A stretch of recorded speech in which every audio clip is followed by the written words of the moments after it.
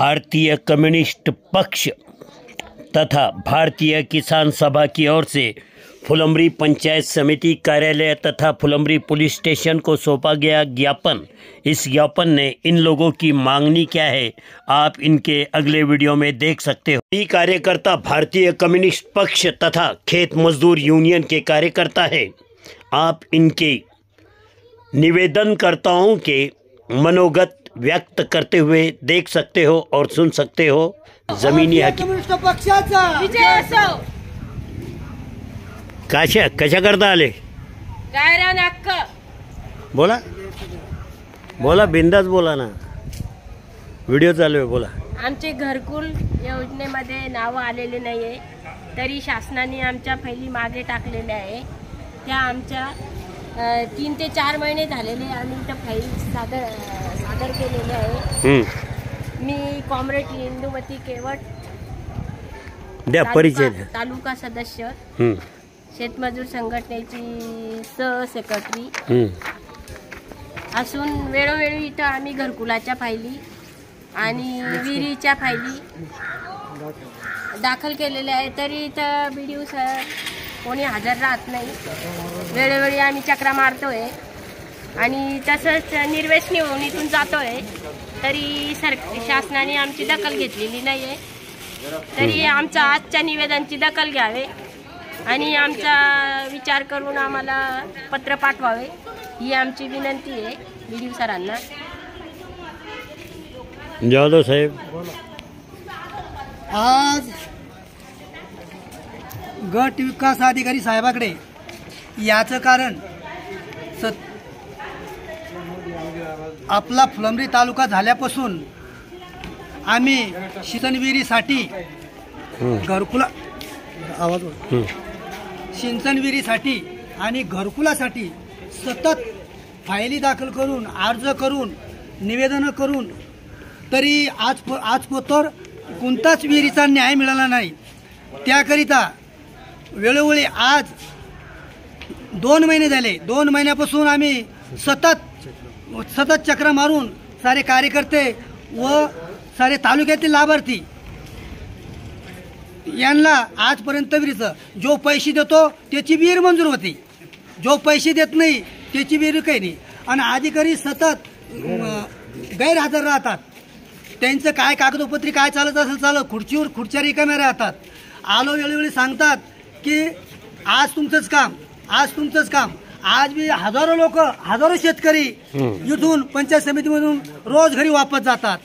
तर याच्याकरता न्याय वरिष्ठ संबंधित अधिकाऱ्याकडे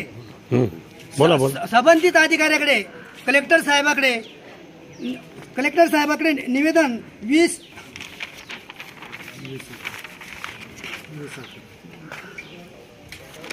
28/11/2023 आणि 20/11/2023 ला प्रस्ताव तिथे दाखल केला। तर तिथे आपले रोजगार हमीचे कलेक्टर साहेब जिल्हा अधिकारी अर्चना मॅडम यांनी आम्हाला 15 दिवसाची मुदत दिली होती। 15 दिवसाच्या बाद चक्कर तिथं मारला, त्यांनी एक पत्र काढलं। त्यांनी पत्र असं काढलं, ते पत्र मी व्हिडिओ साहेबाला कॅबिनमध्ये आणून दिलं, सगळ्या अधिकाऱ्याला दिलं। त्या पत्रामध्ये असं नमूद केलं की 7 दिवसाच्या आत या कॉम्रेडचं काय म्हणणं आहे, काय विहिरी द्यायच्या का नाही याचा अहवाल तूर्त पाठवा म्हणून। पण यानं त्याला आज 28 तारखेला 28/11/2023 ला ते पत्र दिलेलं आहे। तरी आज पत्र त्यांनी त्या अहवाल बी दिला नाही आणि कोणतीही कारवाई केली नाही आणि चौकशी केल्या नाही आणि आपल्या शेतकऱ्याला विहीर सुद्धा मिळवून दिले नाही। आणि हजारो शेतकऱ्याला माझं एवढंच म्हणणं आहे की बीजेपी वाल्याला 2000 विहिरी, काँग्रेसवाल्याला 500 विहिरी, आमच्याला इथले विहिरी। आपला पक्ष म्हणलं साहेब आमचा थोडासा पक्ष, आमच्या 10-15 विहिरी, जास्त विहिरी नाही आहे, तर आम्हाला तुम्ही विहिरी द्यायला पाहिजेत।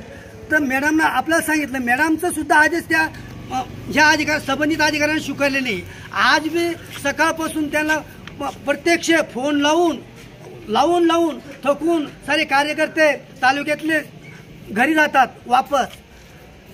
तर माझं म्हणणं आहे, एवढी विनंती करतो पत्रकाराला, तर याच्या सविस्तर बातम्या लावून आणि देशभर या बीजेपीच्या शासन काळामध्ये, प्रशासन काळामध्ये हा जो भ्रष्टाचार चालला, जो 40 ते 30,000 रुपये विहिरी माग हे लोक घेतात.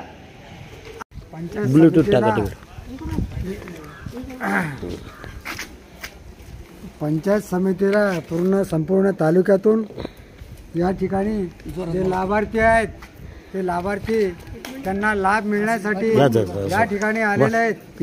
आणि आले असताना या ठिकाणी आळंद, वावणा, बोरद बाजार, निधोना, वावणा या बऱ्याच गावामधून या ठिकाणी विहिरीचे, सिंचन विहिरीचे आणि गायगोठे आणि तसेच घरकुलाचे या ठिकाणी प्रस्ताव या ठिकाणी दाखल केलेले आहेत.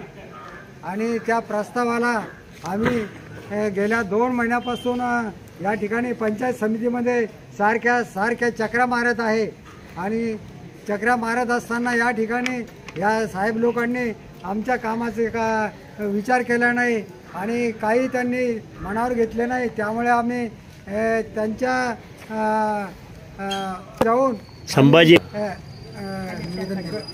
जिल्हाधिकारी साहेब यांना आम्ही या ठिकाणी आमच्या तक्रारी त्यांना दाखल केल्या आणि त्यांनी आमच्या तक्रारीचा विचार करून त्यांनी BDO साहेबाला एक पत्र दिलं सुद्धा की या लोकांच्या विहिरी तात्काळ मंजूर करा.